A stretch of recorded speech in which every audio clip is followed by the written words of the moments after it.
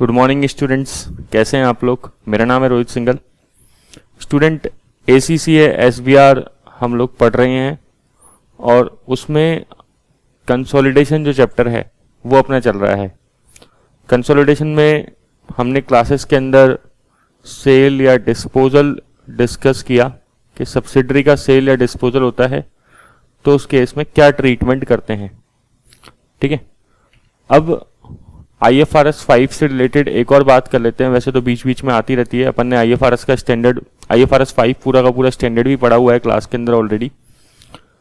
क्या है देखो, अगर हमने कोई सब्सिडरी ऐसे एक्वायर करी with a view to resale, मतलब हमें एक्विजिशन के टाइम पे ही पता था कि हम तो इसको रीसेल करेंगे, इसको खरीदा है और बेच देंगे कुछ टाइम बाद। जैसे अपन शेयर परचेज करते हैं किस लिए, ट्रेडिंग करने के लिए, ठीक है ना, कुछ टाइम में बेच देंगे। वरना लॉन्ग टर्म होरिजन क्या होता है, शेयर्स परचेज करते हैं किस पर्पस के लिए, इन्वेस्टमेंट पर्पस के लिए। तो अगर अपन ने सब्सिडरी एक्वायर करी with a view to resale तो इसमें 2 पॉइंट याद रखने हैं कि जब आप सब्सिडरी एक्वायर करोगे, ठीक है, तो उसको वैल्यू कैसे करना है, और जब उसका रीमेजरमेंट होगा मींस ईयर एंड पे, तब उसको कैसे वैल्यू करना है।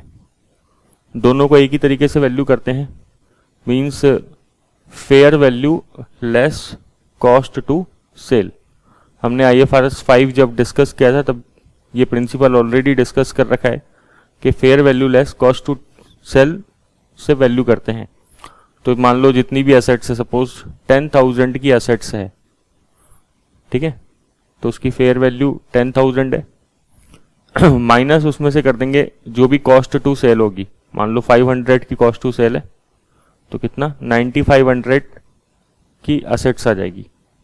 इसमें से लेस कर देंगे कोई लाइबिलिटी है तो, क्योंकि जब हम पूरी सब्सिडरी एक्वायर करेंगे तो पूरे नेट असेट्स एक्वायर करेंगे, असेट्स भी और लाइबिलिटी भी। मान लो 3000 की लाइबिलिटीज है तो कितना हो गया 6500। तो नेट असेट्स की वैल्यू कैसे निकालेंगे, इस तरीके से, असेट्स माइनस लाइबिलिटीज करके। लेकिन असेट्स में से आपको कॉस्ट टू सेल भी लेस करना है, ठीक है। जब रीमेजरमेंट करेंगे तो मान लो ये 6500 की वैल्यू हो गई सपोज 6000, ठीक है, असेट्स मान लो कम हो गई, तो ये 6500 की वैल्यू कितनी रह गई 6000। तो 500 का और अपन को लॉस बुक करना पड़ेगा। एक चीज और, कई लोगों को लगता है कि अगर हमने सब्सिडरी एक्वायर करी with a view to resale करने के लिए तो कंसोलिडेशन होगा कि नहीं होगा, कई लोगों के मन में क्वेश्चन आता है। बट ऐसा कुछ भी, मतलब आप कंफ्यूजन मत रखिए, कंसोलिडेशन तो करना ही पड़ेगा इन एनी केस, ठीक है ना। अगर आपने सब्सिडरी एक्वायर करी है तो आप उससे बच नहीं सकते कंसोलिडेशन करने से। क्लियर, हमने ये पढ़ा, मतलब कोई एग्जम्पशन भी नहीं है इसके ऊपर। हमने कोई एग्जम्पशन जैसे हमने थ्योरी के अंदर पढ़ रखा है तो एग्जम्पशंस होती है कंसोलिडेशन करने की, वो भी इस पर अप्लाई नहीं होती है, ठीक है। तो आपको कंसोलिडेशन तो करना ही पड़ेगा, राइट। तो ये जो लॉस है, ये जो 500 का लॉस है, इसको कंसोलिडेटेड स्टेटमेंट में दिखा दिया जाएगा। जब हम P&L बनाएंगे तो आपको पता है कि डिसकंटिन्यूड ऑपरेशन को कहाँ दिखाते हैं, कंटिन्यूड ऑपरेशन के जो बिलो नीचे, ठीक है ना। तो कंटिन्यूड ऑपरेशन का प्रॉफिट आ जाता है, उसके बाद डिसकंटिन्यूड ऑपरेशन का प्रॉफिट या लॉस आ जाता है, ठीक है, उधर दिखाते हैं। तो यहाँ पे एक तो डिसकंटिन्यूड ऑपरेशन का प्रॉफिट लॉस आ जाएगा, उस सब्सिडरी का अगर प्रॉफिट लॉस होगा तो जो ट्रेडिंग प्रॉफिट लॉस होगा, sales minus cost of sales वगैरह करके, और ये जो 500 का लॉस है ये भी यहाँ पे वैल्यू वाला लॉस भी यहीं पे ही आएगा। क्लियर क्या, और क्या ध्यान रखना है। और क्योंकि हमने subsidiary acquire with a view to resale करा है तो आपको कंडीशंस याद होगी। जैसे हम लोग जब IFRS 5 पढ़ते थे तो कंडीशंस क्या होती थी कि the sale must be probable, जो सेल होनी चाहिए वो प्रोबेबल होनी चाहिए, विद इन 1 ईयर हो जाना चाहिए। इस तरीके से हमने कंडीशंस पढ़ी थी, राइट। तो क्योंकि विद इन 1 ईयर आप सेल करोगे तो ये जो असेट्स है आपकी और ये जो लाइबिलिटी है ना, भले ही ये नॉन करंट असेट्स हो, भले ही ये नॉन करंट लाइबिलिटी हो, लेकिन आप इसको 1 ईयर के अंदर सेल करने का सोच रहे हो पूरी सब्सिडरी को, तो आप इसको करंट असेट्स में दिखाना पड़ेगा और करंट लाइबिलिटी में दिखाना पड़ेगा, ठीक है ना। सिंगल आइटम की तरह, जैसे हम P&L में दिखाते हैं ना सिंगल आइटम, ये पहले तो कंटिन्यूड ऑपरेशन का पूरा sales, COGS, cost of sales वगैरह, ऑपरेटिंग कॉस्ट, ये सब लेस करते हैं, कंटिन्यूड ऑपरेशन का प्रॉफिट आता है, बट डिसकंटिन्यूड ऑपरेशन का सिंगल आइटम प्रॉफिट या लॉस आ जाता है। तो वैसे ही सिंगल आइटम करंट असेट्स और करंट लाइबिलिटी आ जाएगी। बस इतनी सी बात है, ये अपन को ध्यान रखना है। तो देखो, a subsidiary acquire exclusively with a view to resale is not exempt from consolidation, ध्यान रखना है। However if it meet the held for sale criteria, तो क्या होगा उस केस में, it is presented in the financial statement as a disposal group classified as held for sale. तो ये डिस्पोजल ग्रुप है एक तरीके से सब्सिडरी, आप इसको बेचने की सोच रहे हो, ठीक है। तो सारी की सारी एसेट्स को अमलगमेट कर देंगे और सारी की सारी लाइबिलिटीज को अमलगमेट कर देंगे, मतलब सिंगल आइटम की तरह दिखाएंगे। It is measured both on acquisition and at subsequent reporting date at fair value less cost to sell. दोनों केस में याद रखना है, एक्विजिशन करते समय भी और सब्सिक्वेंट रिपोर्टिंग डेट्स पे भी आपको fair value less cost to sell पे दिखाना है। The held for sale criteria क्या क्या है, subsidiary is available for immediately sale, फिर सेल इज हाईली प्रोबेबल और it is likely to dispose within 1 year of its acquisition. तो ये हमने इस तरीके से क्राइटेरिया पहले भी पढ़ रखे हैं IFRS 5 के अंदर के सेल हाईली प्रोबेबल होनी चाहिए, 1 ईयर के अंदर हो जानी चाहिए, इमीडिएटली सेल। देखो, जब भी है ना कभी क्वेश्चन आता है अपने SBR के अंदर, तो वो ऐसे नहीं पूछता कि ज़्यादा फोकस कैलकुलेशंस पे नहीं होता, उसका ज़्यादा फोकस किस पे होता है, डिस्कशन पे होता है, ठीक है। जैसे मैंने आपको एक वर्ड बताया था प्रोबेबल, वो इसी के ऊपर आपको 10 मार्क्स भी दे सकता है क्वेश्चन। कैसे वो डाल सकता है कि कॉन्सेप्चुअल फ्रेमवर्क के अंदर जो, या फिर कई अलग अलग जगहों पे असेट्स, लाइबिलिटीज, ठीक है, अलग अलग जगहों पे असेट्स, लाइबिलिटी या कई चीजें, जैसे यहाँ पे sale, held for sale criteria, वहां पे प्रोबेबल वर्ड लिखा हुआ है, ठीक है ना। और वो क्वेश्चन पूछ सकता है कि कॉन्सेप्चुअल फ्रेमवर्क 2018 के अंदर क्या चेंजेस आए, ठीक है ना, क्या चेंजेस किए कि इस प्रोबेबल वर्ड की जो कंफ्यूजन है उसको दूर करने की कोशिश करी गई है। तो आप इसके अंदर क्या आंसर देते हो कि पहले असेट्स एंड लाइबिलिटी के अंदर रिकॉग्निशन क्राइटेरिया क्या था कि प्रोबेबल होना चाहिए, ठीक है ना। तो फिर वो प्रोबेबल क्राइटेरिया जैसे 2018 के कॉन्सेप्चुअल फ्रेमवर्क में हटा दिया, बट अभी भी कई जगहों पे प्रोबेबल वर्ड लिखे हुए हैं, ठीक है। अब जैसे हेल्ड फॉर सेल क्राइटेरिया है, यहाँ पे प्रोबेबल लिखा हुआ है, लेकिन जब हम कॉन्टीजेंट कंसिडरेशन डिस्कस करते हैं, कॉन्टीजेंट कंसिडरेशन, ठीक है, जब हमने डेफर्ड कंसिडरेशन और कॉन्टीजेंट कंसिडरेशन स्टार्टिंग की क्लास में कंसोलिडेशन में डिस्कस किया था, कंसिडरेशन कैलकुलेट करते समय, तो उसमें ये बात लिखा हुआ है कि चाहे प्रोबेबल हो या नहीं हो, ठीक है, चाहे रिमोटली पॉसिबल हो, मतलब रिमोट, बिल्कुल रिमोट चांस हो, तब भी आपको कॉन्टीजेंट कंसिडरेशन को दिखाना पड़ता है। तो ये एक एनोमली है, ठीक है ना, अभी भी कई जगहों पे बाकी है। तो हालांकि कॉन्सेप्चुअल फ्रेमवर्क 2018 ने इस एनोमली को दूर करने की कोशिश करी, बट अभी तक हर जगह पे सब चीजें क्लियर नहीं हुई है, ठीक है ना, अभी भी प्रोबेबल वर्ड मिलता है कई जगहों पे। तो आपको ऐसे लिख के दिखाना पड़ता है पूरा का पूरा डिस्कशन करके कि एसेट्स एंड लाइबिलिटीज में पहले प्रोबेबल लिखा हुआ था, 2018 के कॉन्सेप्चुअल फ्रेमवर्क में इसको रिमूव किया गया, फिर रेलेवेंट और रिलायबल फेथफुल रिप्रेजेंटेशन इनके क्राइटेरिया डाले गए, ठीक है, इस तरीके से करके बताना पड़ेगा। कॉन्टीजेंट कंसिडरेशन के अंदर ये क्राइटेरिया नहीं है, हेल्ड फॉर सेल में अभी भी ये क्राइटेरिया है, ठीक है। तो डिस्कशन के ज्यादा मार्क्स है, ना कि कैलकुलेशन के, clear. A newly acquired subsidiary which meet the held for sale criteria automatically meets the discontinued operation. तो वो डिसकंटिन्यूड ऑपरेशन भी है, डिसकंटिन्यूड ऑपरेशन है तो उसको सिंगल आइटम की तरह दिखाना है, जैसे हमने डिस्कस किया। एक इलस्ट्रेशन है, इसको करते हैं जरा।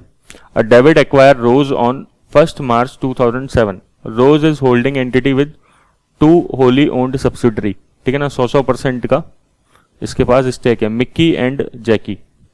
तो क्या बोल रहा है कि Rose is a holding entity with 2 wholly owned subsidiary, Mickey and Jackie, ठीक है।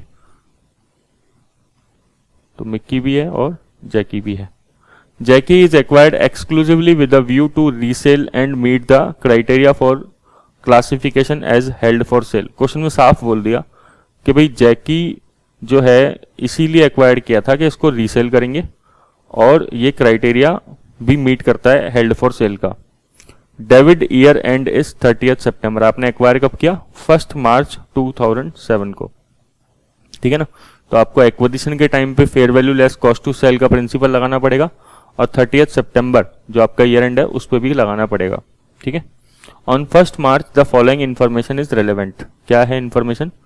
लाइबिलिटीज ऑफ जैकी, उसकी फेयर वैल्यू है 40 मिलियन की। The assets of Jackie fair value 180 million, ठीक है ना। जिस दिन एक्वायर किया उस दिन की बात चल रही है। और expected cost of selling 5 million की। क्लियर क्या? ये तीनों बातें हमें दे रखी है। फिर on 30 September the assets of Jackie have a fair value of 170।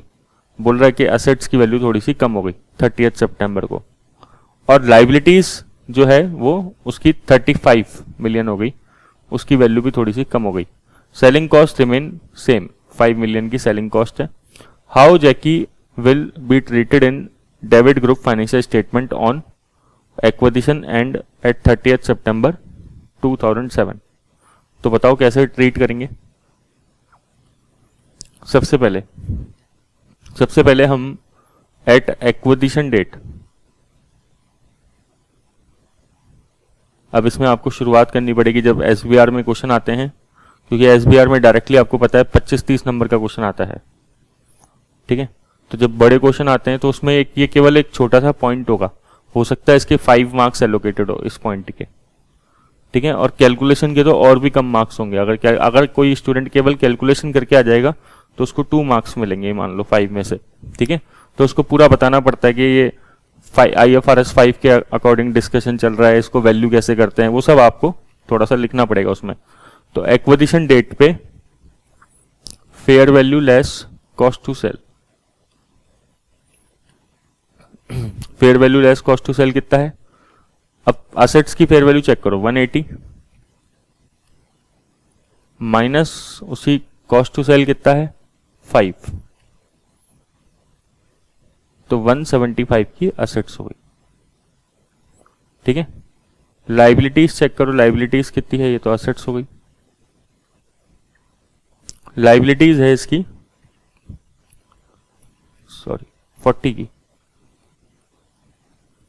तो ये हो गया 135। क्लियर?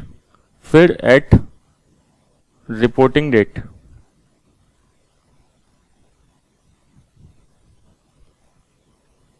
रिपोर्टिंग डेट पे क्या होगा? असेट्स चेक करो पहले तो। असेट्स कितनी है? 170 मिलियन की -5, क्योंकि कॉस्ट टू सेल में तो चेंज आ ही नहीं रहा। लाइबिलिटी कितनी की होगी? 35 की, ठीक है। तो ये हो गया 35, 130। तो 135 से आपकी वैल्यू कितनी हो गई? 130। तो 5 मिलियन, इसको बोलते हैं इम्पेयरमेंट लॉस, ठीक है। ये लॉस किसका है? होल्डिंग अपनी बुक्स में दिखाएगी, ठीक है। P&L के अंदर, कंसोलिडेटेड P&L के अंदर, CPL के अंदर, ठीक है। और कहां पे दिखाएगी? सिंगल आइटम के अंदर लास्ट में। ये जो लॉस है इसको डिवाइड करना पड़ेगा किस किस रेशो में? होल्डिंग के रेशो में और NCI के रेशो में। जैसे नॉर्मली कोई भी प्रॉफिट या लॉस डिवाइड होता है, परसेंटेज हमें गिवन नहीं है, अगर होती तो दिखा देते। प्लस ये तो हुआ P&L का एडजस्टमेंट। बैलेंस शीट में क्या करोगे? बैलेंस शीट में आप करंट असेट्स में दिखाओगे। क्या दिखाओगे? Non current assets held for sale नाम से, ठीक है। कितनी दिखाओगे? ये दिखाओगे आप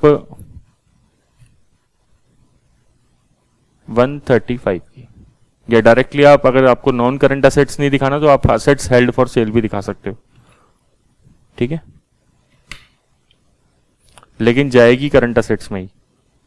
फिर करंट 135 नहीं, ये आएगा 165, बैलेंस शीट, क्योंकि हम तो रिपोर्टिंग डेट पे बनाएंगे ना।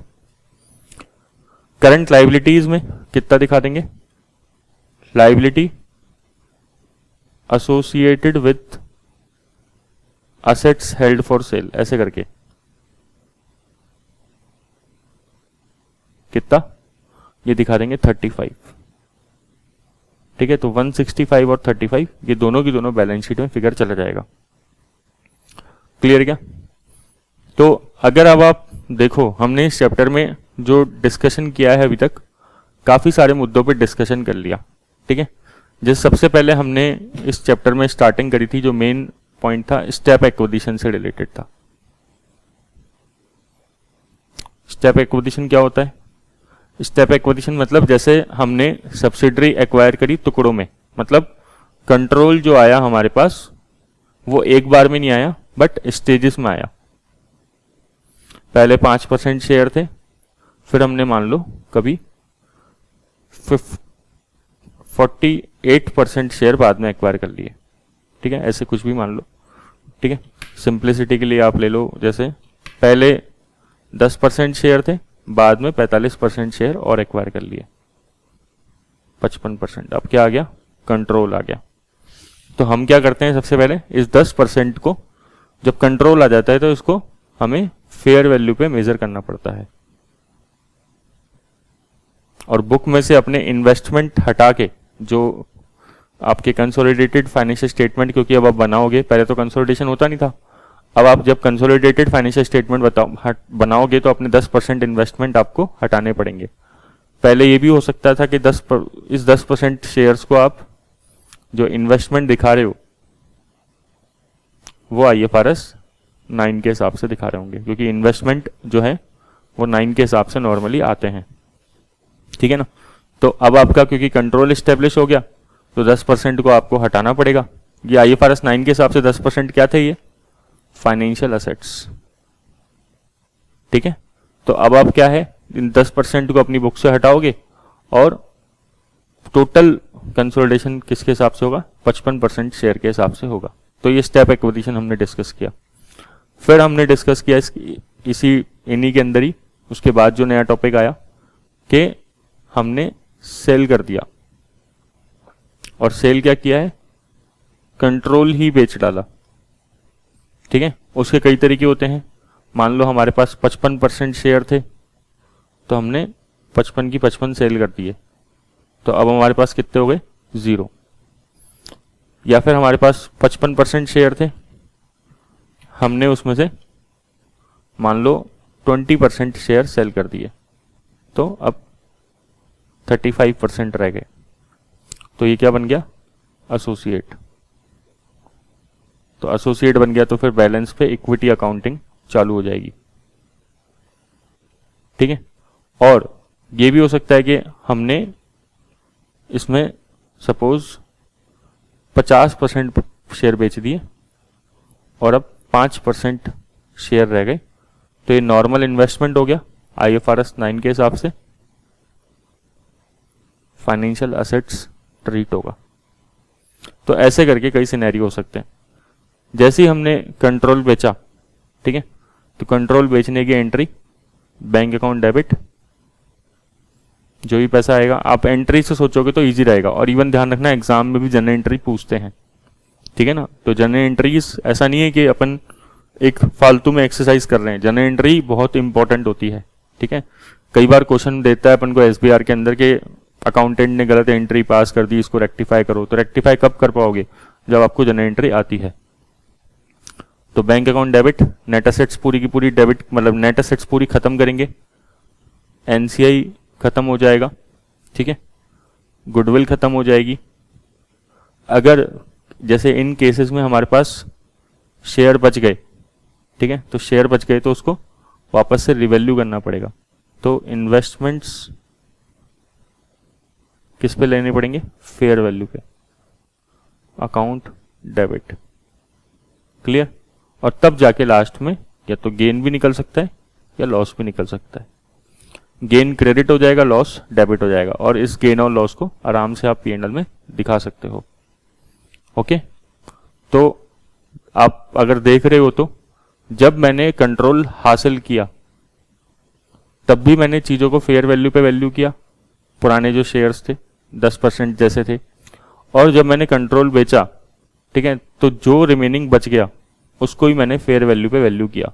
ये सोचने वाली बात है, ठीक है ना, क्योंकि अगर हम ओवरऑल पिक्चर देखेंगे तो ज़्यादा समझ में आएगा। और कब फेयर वैल्यू पे वैल्यू हुआ? इवन जब हमने सब्सिडरी एक्वायर करी with a view to resale, तो उस केस में हम उसको fair value less cost to sell पे वैल्यू करते हैं। बस कॉस्ट टू सेल भी इसमें इंक्लूड हो जाती है। क्लियर क्या? फिर हमने डिस्कस किया कंट्रोल टू कंट्रोल सिनेरियो।